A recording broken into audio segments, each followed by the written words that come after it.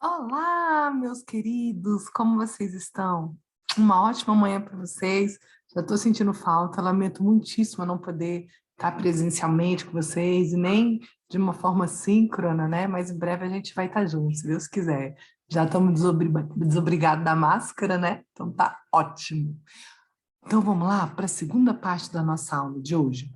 Vou compartilhar minha tela com vocês e a gente vai continuar falando aqui em teoria da pena, dos regimes de cumprimento de pena. A pena de prisão, a pena privativa de liberdade, ela pode ser cumprida em 3 regimes: o fechado, o semiaberto e o aberto. Olha lá, o fechado é a penitenciário, o rigor penitenciário, né, de segurança máxima ou média. Aqui no DF a gente conhece vulgarmente como a papuda. O regime semiaberto, ele é cumprido num lugar chamado colônia agrícola ou industrial. Aqui no DF tem uma área separada da papuda, que é para o pessoal do semiaberto, que não tem o benefício do trabalho externo implementado, ou seja, ainda não cumpriu o cesto da pena, fica ali trabalhando na colônia agrícola dentro da papuda. E também o semiaberto, aqui no DF, pode ser cumprido no CPP, no Centro de Progressão Provisória, que fica lá no CIA, também chamado de galpão. E o regime aberto, diz a lei, é cumprido num lugar chamado Casa do Albergado, que fica no centro urbano, sem obstáculo contra fuga. Mas em pouquíssimos lugares do país existe a Casa do Albergado.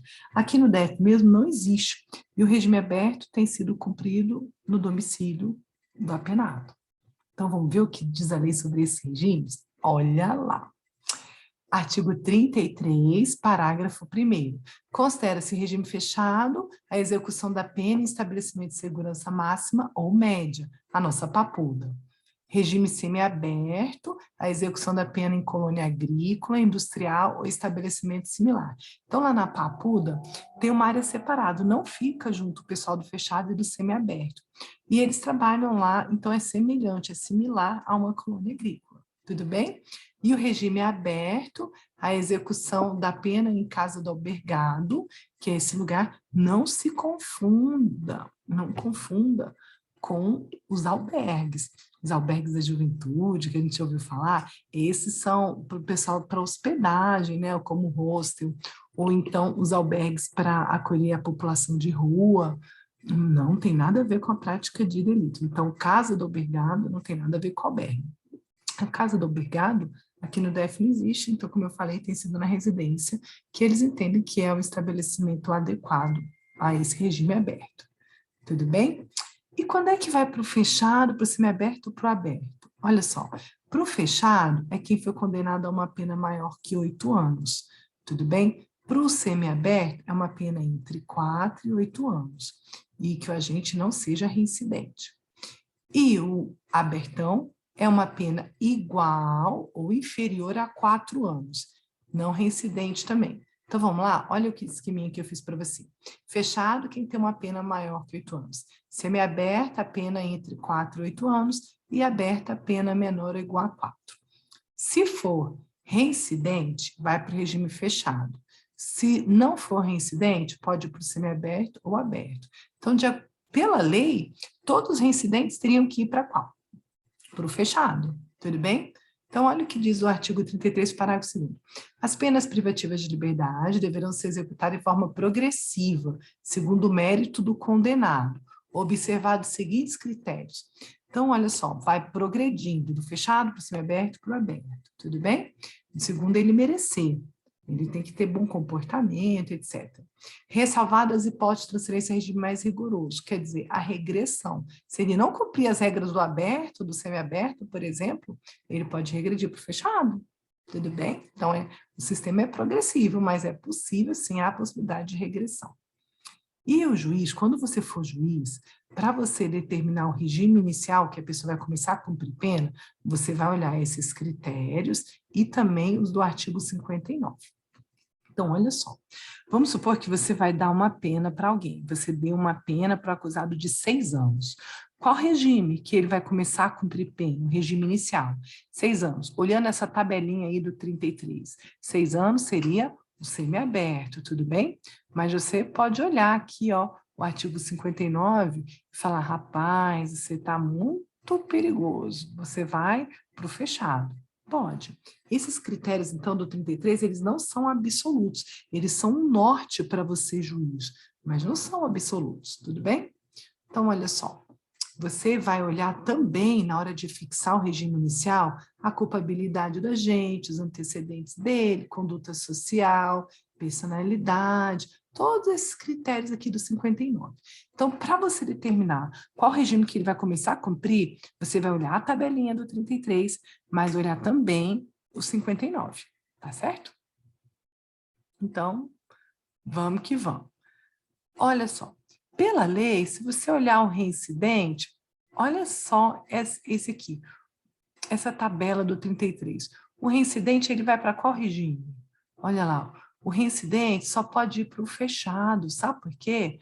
Aqui o semiaberto, ó, ele é só para o não reincidente.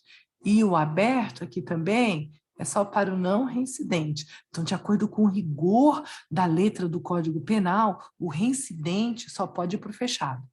Mas, gente, você sabe que o sistema não costuma recuperar totalmente, né?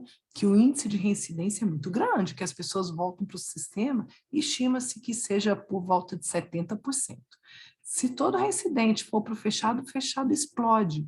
Aí o STJ editou uma súmula flexibilizando.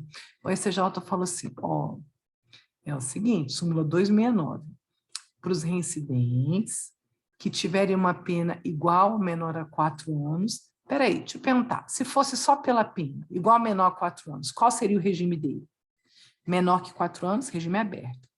Se a pessoa é reincidente, pela lei, teria que ir para o fechado. Mas o STJ flexibilizou. Ele falou, pena pequenininha, de até 4 anos e reincidente, ele pode ir para qual regime? O semiaberto. Então, olha só, a pena é do aberto, o reincidente é do fechado, então o STJ deixou que essas pessoas fossem para o semiaberto, tudo bem? Isso é uma súmula do STJ. O que é a súmula, professora? A súmula são decisões reiteradas, tanta decisão no mesmo sentido, o STJ decidiu tanto assim, que ele resolveu editar uma súmula. E aí ele só fala o número da súmula, invoca, e todo mundo já entendeu o que o STJ quer dizer. Tudo bem? Então, olha esse caso aqui. O furto de uma bike avaliada em R$70. Professora, não podia reconhecer o princípio da insignificância, menor que o salário mínimo?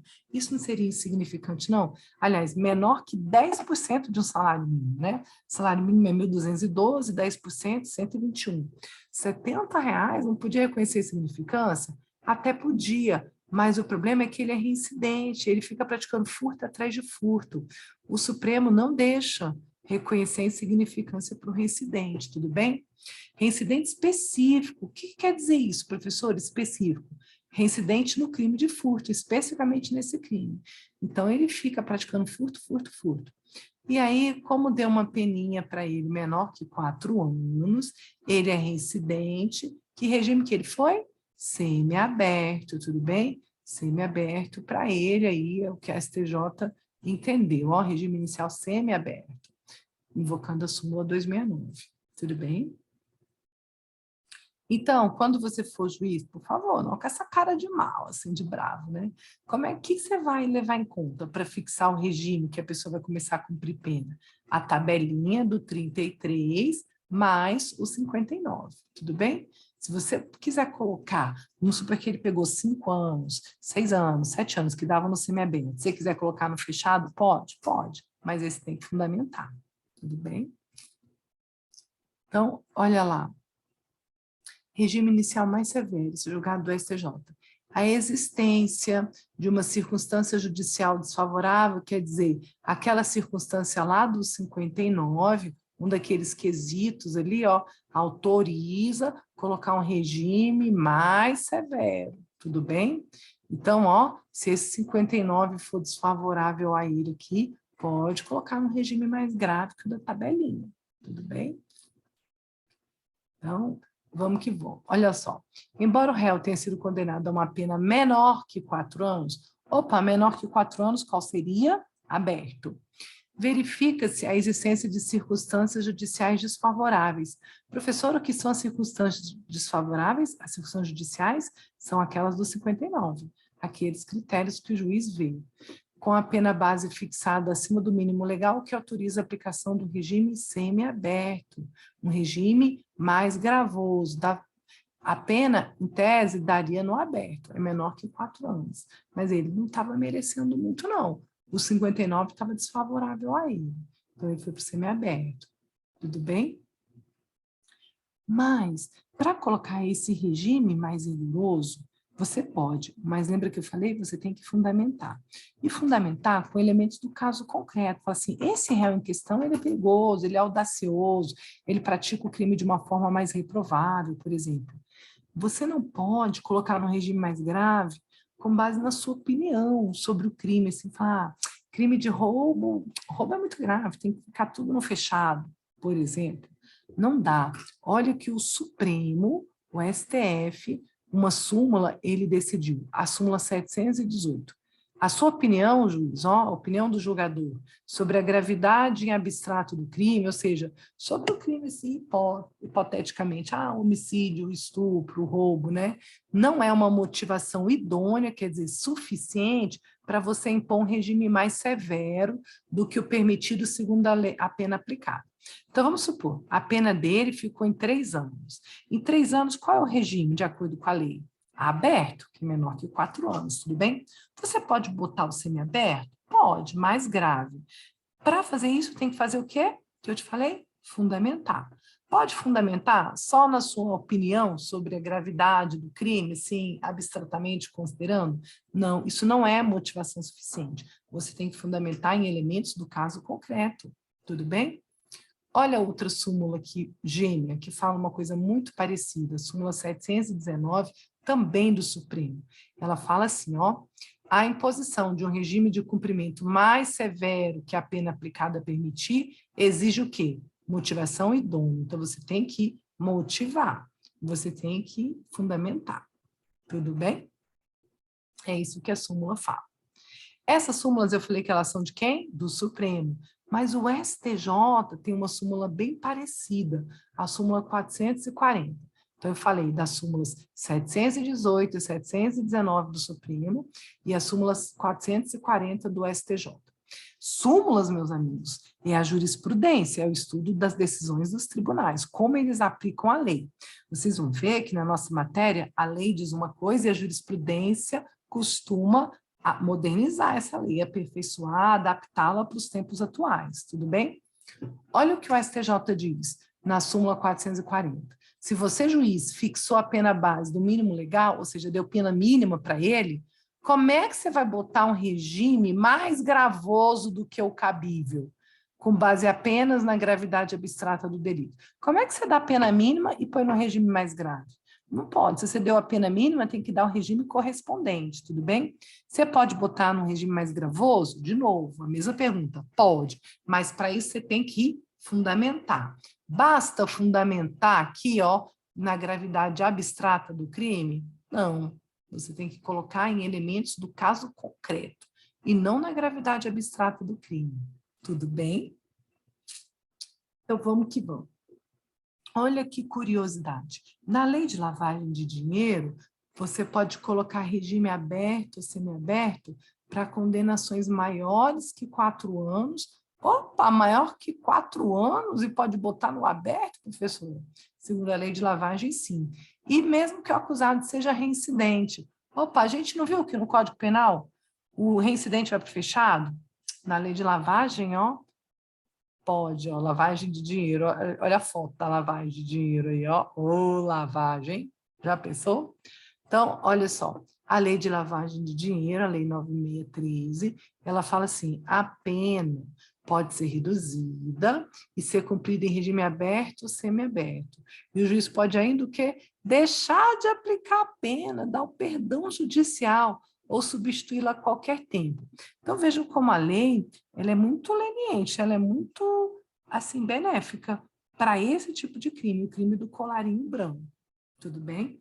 O que reforça o nosso argumento de que a prisão tem sido reservada só para as camadas mais baixas, que não cometem esse tipo de crime. tá certo? Porque o autor desse tipo de crime, mesmo que ele tenha uma pena maior que 4 anos, seja reincidente, que regime que ele pode pegar? Aberto, semiaberto e até o perdão judicial. Tudo bem? E se você, juiz, na sua sentença, condenou lá, deu uma pena para o cidadão, por exemplo, deu 10 anos, é a pena que você aplicou para ele, mas você esqueceu de falar qual o regime inicial que ele vai cumprir.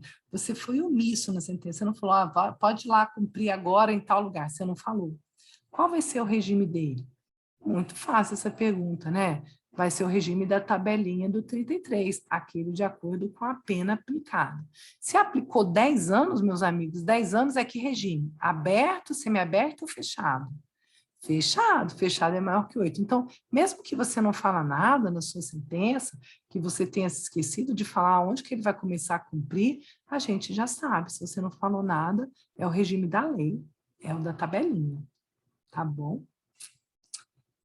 E se o réu tiver mais de uma condenação por crimes diversos? Vamos supor que tem uma condenação de 2 anos. 2 anos é que regime, meus amigos? Aberto. Aí ele tem uma outra condenação de 5 anos. 5 anos é que regime, meus amigos? Semiaberto. E aí ele tem uma outra condenação de 2 anos, que seria o regime aberto. Qual regime que ele vai? Aberto, semiaberto? Sabe o que a gente faz? Soma essas penas. 2 mais 5 mais 2, para ver qual regime cabível. 2 mais 5, 7, mais 2, 9. 9 anos vai para que regime? Aberto, semiaberto ou fechado? Para o fechado. Então, a LEP, a Lei de Execução Penal, no artigo 111, fala assim, ó, quando houver condenação por mais de um crime, crime 1, crime 2, crime 3, seja no mesmo processo ou em processo diferente, a determinação do regime de cumprimento é feita pelo resultado da soma ou unificação das penas. Então, você soma todas as penas dele para saber qual o regime. Tudo bem? Se ele tiver mais de um processo. Tranquilo? Muito bom. Você sabia que ninguém pode cumprir pena em regime mais gravoso que o da sentença com argumento de falta de vaga? Vamos supor o seguinte, seu cliente está no regime fechado e já está podendo progredir, já deu tempo para ir para o semiaberto. Será que o Estado pode falar assim, ei, não tem vaga no semiaberto, ele vai ter que continuar no fechado até achar vaga no semiaberto? Não pode isso, tudo bem? Então, se não tem vaga no regime dele, ou tem que dormir assim, revezamento, alguma coisa, se não tem vaga, ele não pode cumprir no regime mais gravoso que aquele da sentença. Se a sentença falou que ele vai para o aberto ou para o semiaberto, ele não pode ficar no fechado, tudo bem? Se ele tem o direito a esse regime melhor. Olha só. Então, essa pessoa vai nem que seja para casa, para a residência dele, para o domiciliar, tudo bem? Se não tiver um lugar adequado. Aqui é a charge do nosso TJDF, aqui de Brasília, né? Direito fácil, ele fala assim, ó, regime aberto em prisão domiciliar. Na falta de estabelecimento adequado, no caso a casa do albergado, como a gente não tem isso, o preso, aí não tem casa do albergado, ele vai para o semiaberto, para o fechado? Não, o preso vai para a prisão domiciliar, ou seja, na própria residência dele. Tudo bem? Isso está numa súmula vinculante, meus amigos. Eu falei vinculante. Vinculante, que o nome quer dizer? Que vincula, que obriga os outros juízes a cumprirem. Professor, uma súmula não obriga, não? Uma súmula normal não é vinculante, ela é simplesmente uma súmula. Ela sinaliza a jurisprudência do tribunal. Vinculante é que ela obriga. Só o Supremo, meus amigos, edita súmulas vinculantes. Então, ele editou essa súmula vinculante número 56. E ele diz assim, a falta de um estabelecimento penal adequado não autoriza a manutenção do condenado no regime prisional mais gravoso, tudo bem? Então, se não tem um estabelecimento adequado, tem que ir para o mais benéfico, e não no pior, tá? Então, se não tem vaga no semiaberto, ele não tem que ir para o fechado, porque não tem vaga, ele tem que ir para o aberto. Nem que seja, signifique isso ir para a casa dele. É assim que decidiu. E eu queria dizer para vocês, contar de 2 julgados bem interessantes aqui, ó. Indenização para preso em situação degradante. Vocês já viram como são as prisões no Brasil, né? a gente viu nas primeiras aulas aí como é que é a beleza. O Supremo decidiu que o preso que está numa situação degradante e superlotado, numa prisão assim, ele tem direito à indenização do Estado por danos morais, sabia? O Estado tem direito a indenizar. Olha, a indenização, convenhamos, é muito pequena, né? R$2.000 porque cumpriu numa situação degradante? Ah, meu Deus, 2.000 é pouco. Mas já sinaliza, né? Então, se está numa situação degradante aqui, o Supremo entendeu que o preso tem direito a uma indenização por danos morais. Isso foi no RE 580-252 do Supremo, e onde o Supremo reconheceu repercussão geral, falou, isso aqui é importante para todo mundo, tá certo? Olha aqui, ó, a panela de pressão que é o nosso sistema prisional. Tá assim de gente, né? Então, diz o Supremo que faz uso a uma indenização. Qual é o argumento do Supremo para isso? Olha só, considerando que é dever do Estado, imposto pelo sistema normativo, manter em seus presídios padrões mínimos de humanidade previstos no ordenamento jurídico, é de sua responsabilidade, nos termos da Constituição, a obrigação de ressarcir os danos, inclusive morais, comprovadamente causados aos detentos em decorrência da falta ou insuficiência das condições legais do encarceramento.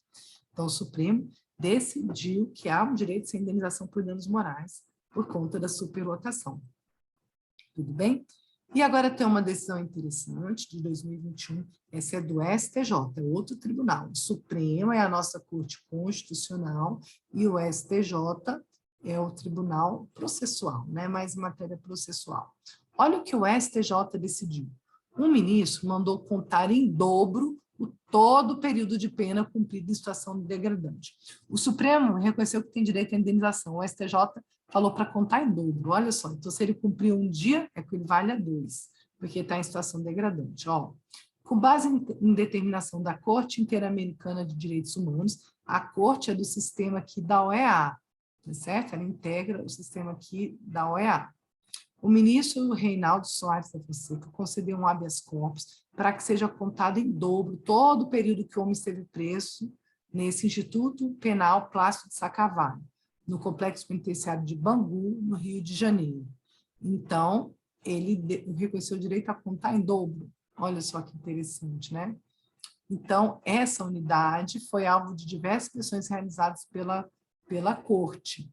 Uma denúncia da Defensoria Pública do Rio de Janeiro, né? Provavelmente invocou lá as guerras de Mandela e tal, sobre a situação degradante e desumana dos presos. E aí a Corte editou uma resolução proibindo o ingresso de novos presos na unidade e determinou o cômputo em dobro de cada dia de privação de liberdade naquele local. Tá certo? Mas com uma ressalva, ó, salvo para os casos de crime contra a vida ou a integridade física e de crimes sexuais. Então, ele reconheceu esse direito, mas é só para os presos nesse lugar, tá bom? Lá de Bangu, e não em qualquer presídio. E aí, é uma competência da Corte decidir isso, né, com base na Convenção Americana de Direitos Humanos, também chamado Pacto de São José da Costa Rica. Então, olha que interessante, os tribunais inovando em matéria legislativa, ora reconhecendo o direito a uma indenização, ora mandando cumprir em dobro, né, computar em dobro o dia cumprido de pena, por reconhecer o caos do sistema penitenciário. Tudo bem? Esse aqui é o artigo da Constituição Federal, que fala do dever do Estado de indenizar. Diz aqui, ó, as pessoas jurídicas de direito público, então o Estado, e as de direito privado, que prestem o serviço público, então as empresas privadas concessionárias, terceirizadas, responderão pelo dano que seus agentes, nessa qualidade, causarem a terceiros. Assegurar direito de regresso quanto responsável nos casos de dolo ou culpa. Então, assegurou o direito à indenização à própria Constituição, e é com base nela que o Supremo reconheceu aquele direito à indenização por danos morais pela pena cumprida em situação degradante. Né? Errado não está. E aí, meus amigos, eu queria deixar para vocês acabar essa aula bastante legalista, né? Pegou no termo da lei, estudo da jurisprudência, das súmulas bem importantes, com essa frase para você. O sucesso é a soma de pequenos esforços repetidos dia após dia, Parabéns para você que chegou ao final dessa aula. Você certamente vai alcançar o sucesso. Um grande beijo e até a nossa próxima semana. Tchau, tchau!